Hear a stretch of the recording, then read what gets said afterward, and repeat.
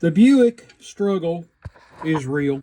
Those of y'all that have been following since I backed the Buick out of the garage on Christmas Day, my Christmas present, you need to know that this is the original, born with, numbers matching 70 GS 455 Quadrajet for that car. Of course, I want to use it. Of course, I do. So I rebuilt it. Went to all the trouble to put new bushings in the throttle shafts. Completely redid it. I had forgot that when I was doing this carburetor, I couldn't take the fuel filter fitting out. I saw where that had been kind of hammered on previously, and the filter didn't want to break loose, so these are bad about the thread stripping, and I didn't want to do that, so I just left that alone. I didn't look at it super close to see that the reason it really wouldn't come out is because it's JB welded in or epoxied in. I built this carburetor, put it on my run stand, ran it in. It did everything perfectly. Brought it home, put it on the Buick, tried to get it running. It started flooding. Fuel started running over out of the fuel vent. I'm like, oh crap. I had to take the lid off on the car, mess with the needle and seat, put it back together.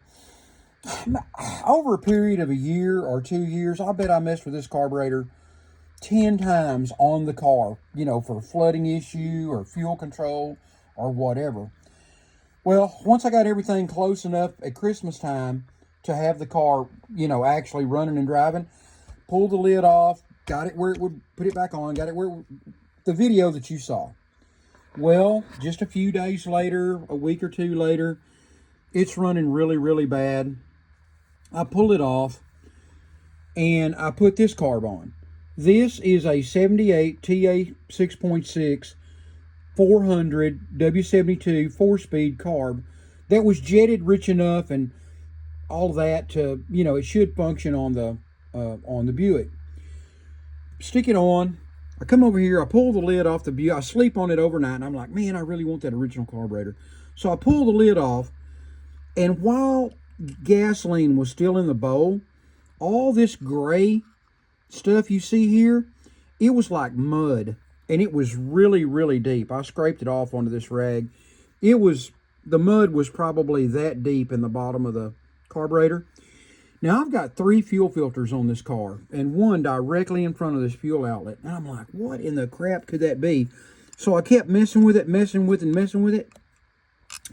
It's JB Weld, or whatever the epoxy is they use to epoxy this in. And the whole time I've been trying to use this carburetor on that car, this liquid epoxy has been getting in every port, every passage, sticking the needle in seat, and giving me nothing but grief. This is total crap right here. Total crap. So, I'm going to have to take this out, probably strip the carburetor.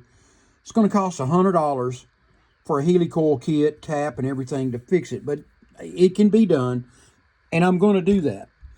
Well, in the meantime, I had put this TA 6.6 carburetor on, and it's got an internal vacuum leak. I have taken this carburetor apart half a dozen times. It's got new throttle shaft bushings I put in it. Everything built it right. Something is not right. Now, this carburetor came to me used. It had been worked on by somebody else. So I don't know if something's been changed up on the combination. But it's got an internal vacuum leak that I have not found. So it's out of there. Good news. Good for me. My good buddy bought this Demon 800. Now, this is a spread bore like a Quadrajet. It's got small primaries, and this one's got a giant single blade in the back. This is actually a 3-barrel carburetor, 800 CFM with electric choke. Now, this car, I just put that on yesterday evening, cranked it up, ran it, warmed it up. This car's been sitting overnight. It's about 60 degrees this morning. Electric choke. Now, what I'm hoping, and you're going to see it live, this motor's ice cold. It's set overnight. What I'm hoping is I'm going to hit this throttle and this choke blade is going to close. I'm hoping. So here we go. I'm going to open that up. Yep, the choke closed.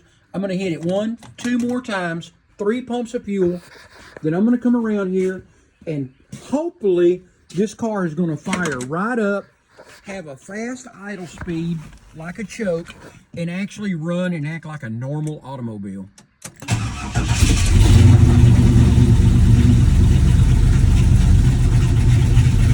Hey! Hey! Guess what?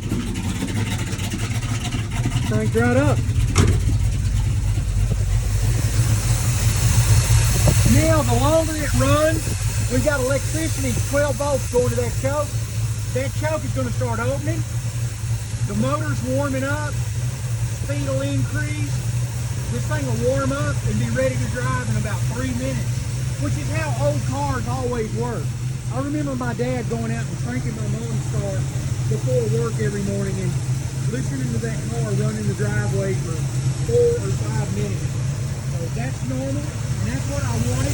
Notice how that choke is already beginning to open up. When it opens up, I'll be able to hit the throttle and it'll idle down, be smooth, and be ready to drive away. This old Buick is beginning to act like a normal car, and it really, really makes me happy. Here, see how that speed's increasing, the motor's beginning to warm up. So, anyway, I'm pretty happy with that Demon, and it's 800 CFM, so it'll feed the 455 with no problem. We'll drive it here in a little bit after we get it warmed up. So, struggle bus is real, but you can overcome it. Thanks for tuning in. Like, subscribe. I need the help.